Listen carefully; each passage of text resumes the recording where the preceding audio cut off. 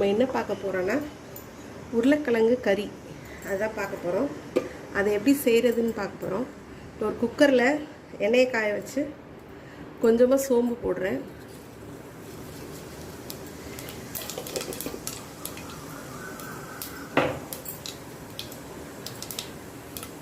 சோம்பு வெடித்ததும் ஒரு 3 பெரிய வெங்காயம்.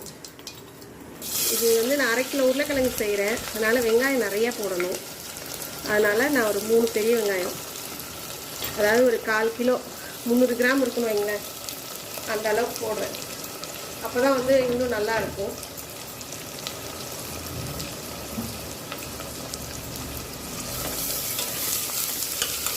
இப்போ நம்ம வெறும் சோம்பு அதுக்கப்புறம் வெங்காயம் இவ்வளோ தான் போட்டிருக்கோம் இந்த உருளைக்கிழங்கு மசாலாவுக்கு.